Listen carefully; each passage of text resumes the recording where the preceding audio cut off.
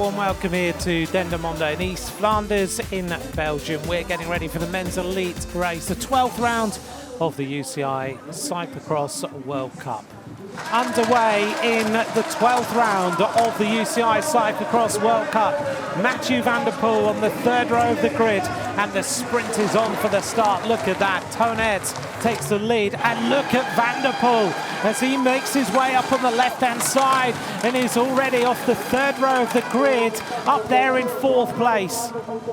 Tonnet gets a good advantage on his wheel as Quinten Hermans, Dan Soot always starting strongly, but van der Poel is absolutely flying in the world champions colours. Tom Pidcock right on the wheel of the world champion. Now we get on to the power section.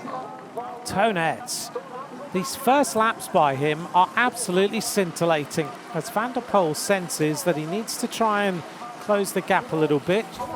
Into the pits. In fact, he's caught Quinten Hermans, and he's decided that rather than going into the pits, he's going to continue riding this time. Tonnet, Mathieu van der Poel at the front of the race now. We'll see what this first lap time is. They're going to come round to complete this opening loop. End of lap number 1, 2.64 kilometers covered. Tonnet and Mathieu van der Poel are race leaders. The question is going to be whether Van Aert manages to close in on van der Poel, and whether van der Poel goes out a little bit too quick, and then the form will start to tell. It's a bit just trying to hold on at the moment. Here's the battle then between the two big champions, van der Poel, Van Aert. Well, Van Aert decides he's not going to pit. He thought about it and he decides not to. That's giving him an advantage on van der Poel, and look at him trying to consolidate that advantage. Tonnet comes out running. Van der Poel is on the wheel of Van Aert there. Van Aert just trying to give van der Poel a little reminder about who is the boss. From third row of the grid to tussling for the lead right now. 5.14 kilometers covered, 3 leaders now. Tonnet, Wout van Aert, Mathieu van der Poel. Let's take a little look here. And that was the problem for Tonnet, as Wout van Aert decided to go green right and rail it round that corner. Van der Poel is starting to feel the pressure that Wout van Aert is starting to exert. Van der Poel trying to close in again. Van der Poel kicking it through, heading towards the hurdles. Now he puts on the pressure as they go down towards the pits again. Van Aert decides not to take the pits. Van der Poel does that nicely.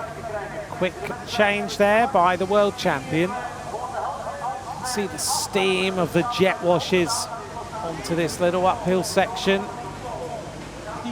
Now Van Aert starting to turn the pressure on again, testing the riders out.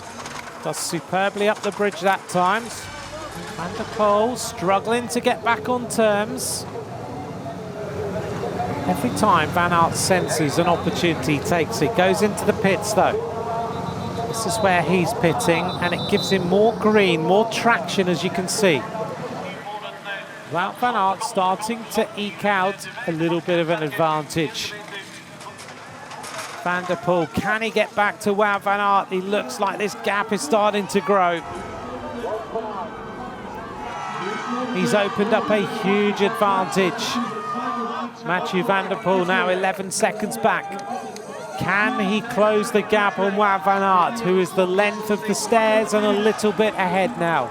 When Van Aert decides to put the pressure on, he can really put you under all sorts of pain. Mathieu van der Poel out the saddle. This rider has left nothing to chance, has he? Technically superb, tactically astute, and ahead now of the world champion.